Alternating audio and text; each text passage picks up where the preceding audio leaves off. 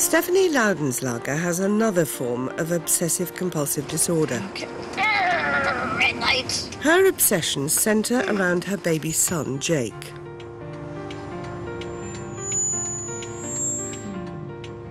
When I come to stop signs, I have to look at him while I'm stationary for fear that someone's going to come up and take him, open the door. I have to start the car before I take my eyes off him. Ah! When I'm moving, I figure nobody can get to him. Stephanie's protective maternal instincts have gone into overdrive. It's a form of OCD that sometimes afflicts new mothers. Like many people with obsessive-compulsive disorder, Stephanie also has a fear of contamination. She avoids litter or spots on the pavement in case the wheels of the buggy touch something deadly. Passers-by pose a double threat.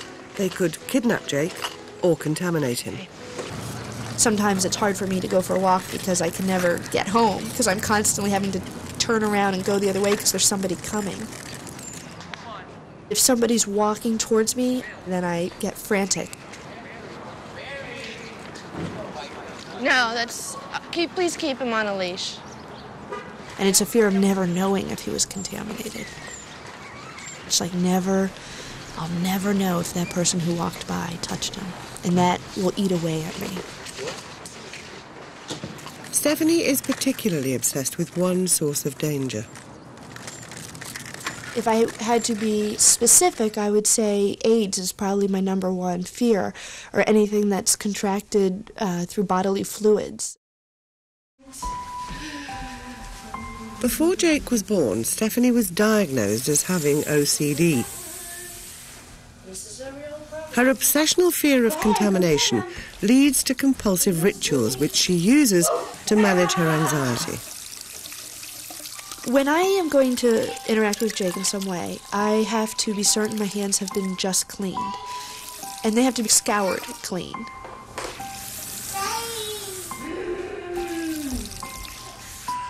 The urge to perform these compulsions is so strong that in this half hour, Stephanie washed her hands 22 times.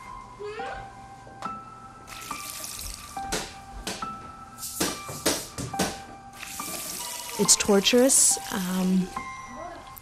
I wash my hands continuously. I know I try to stop myself, but it's almost like my feet begin moving for the sink, and I'm trying to tell myself not to do it, but I'm desperate and I have to. And the washing ritual is complex and has to be performed absolutely correctly 3 times.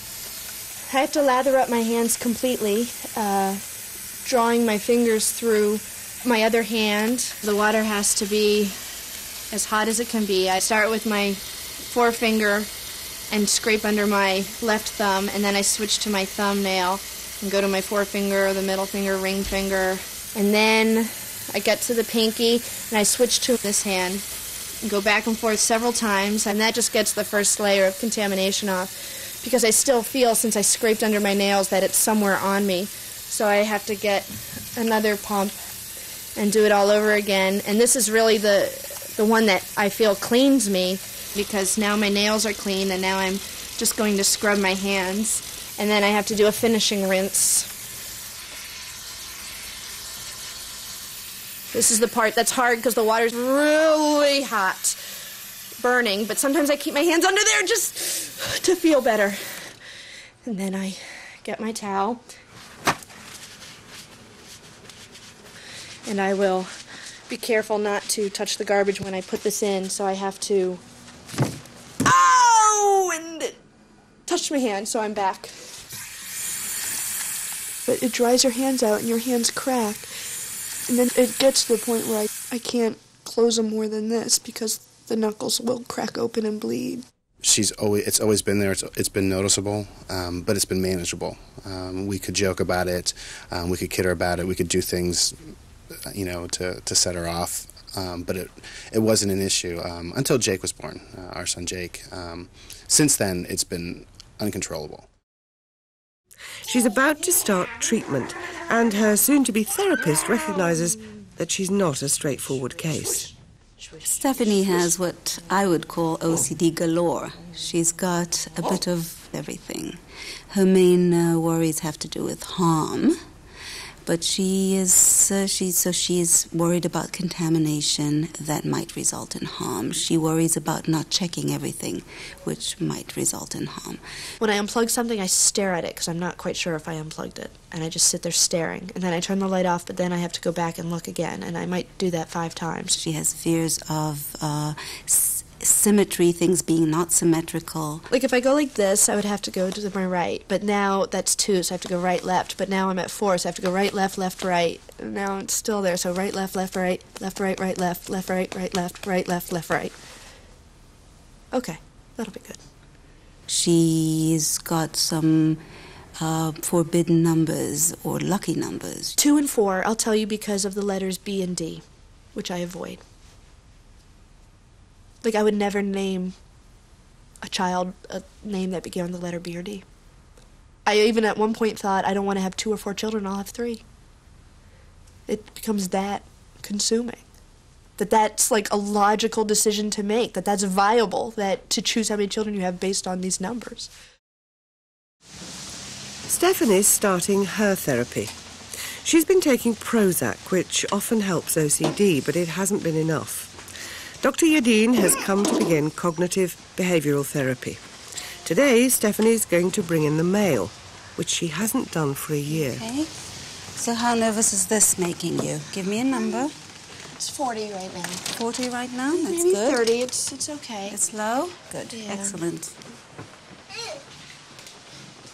It makes me nervous to put it down. I don't want to put it down anywhere. Okay, I will help you. For Stephanie, who has a terror of contamination from bodily fluids, the thought of handling envelopes, which someone might have licked shut, is particularly repugnant.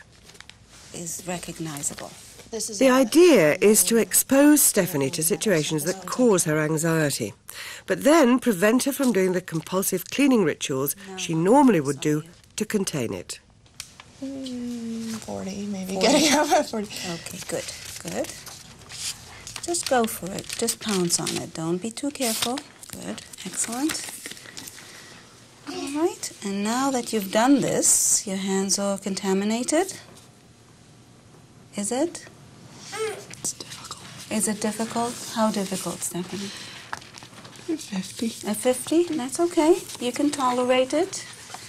It's all right. Remember, I told you it's going to be very difficult for you. Okay? What could you touch? I mean, touching Jake would be too hard for you right now, would it? Okay, what can you touch that's not that hard? Your The hair? couch. The couch? You could touch the couch? The back of the couch. Okay, so let's do that. Ready? Good. And when you do exposures, I would like you to touch the couch everywhere. Oh, okay. Okay, I know it's hard for you. Okay. Can I do something to help with the anxiety? Can you touch the couch first? Yes, absolutely. I want you to touch it like this, okay? Okay. Stephanie's contaminated her hands, and now Dr. Yadin wants her to spread the contamination around. Now that's very difficult for you, but you're able to do it. It's better. It is better already? Yeah. Good. You know, the anticipation usually makes it worse. Yeah. So you want to pounce on it as fast as you can. So you see what happens is, and the reason it's called exposures, is it's the things you've been avoiding, and you don't get a chance to test. You were very courageous already. You might as well capitalize on it. Stephanie has to spread the alien germs she imagines are on the letter all over the couch. I'm going to move so that you can do it.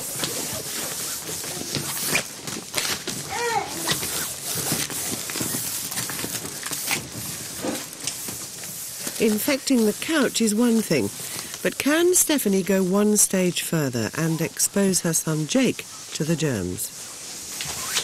Good. I like the energy that you're showing going towards... I'm angry at it. You're angry at the OCD? Yeah. Good. I like that. I want you to be angry at the OCD, not at yourself. Yeah. Okay? I'm angry at your OCD, too. It's ruining your life. Yeah. I want us both to be able to... I can handle Jake. You can? Yeah. I can Let's do it. Come here, honey. Oh, well, maybe not. Good.